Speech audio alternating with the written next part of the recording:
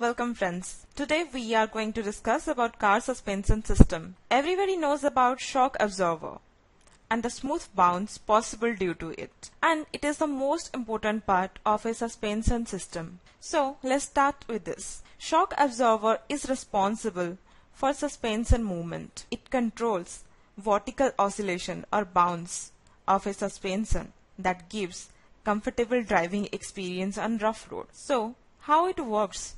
In a shock absorber system, upper end is attached to car body and the piston is attached to the lower end. When piston pushed down to working cylinder, oil flows from below to upper part of piston and oil flow regulated by valves. When shock absorber is in motion, oil flows in opposite direction through piston valve. We have different brands and models or called types of shock absorbers, but common types are air shock absorber, damper shock absorber, twin tube absorber and spring shock absorber. First, air shock absorber.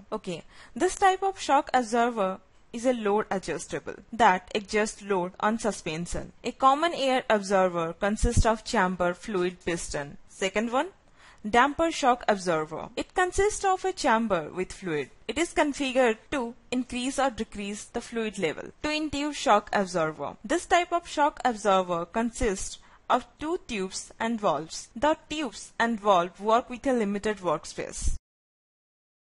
Generally, this type of shock absorber absorbs shock through spring.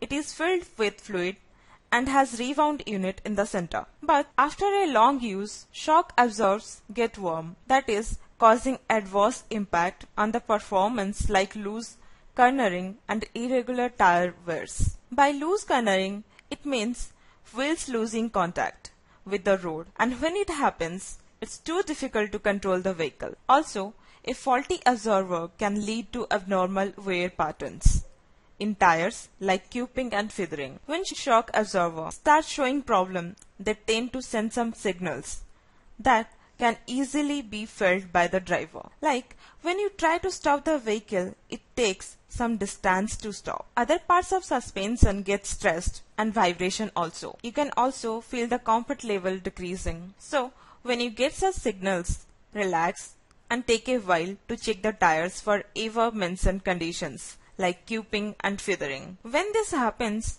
be sure that your beloved car is in real trouble and maybe it's for the suspension system. So your next move would be go to your service center, get it checked only by experienced mechanic. If he confirms the damage in suspension, then immediately go for repair and enjoy the smooth driving experience again. Thank you. Have a nice day.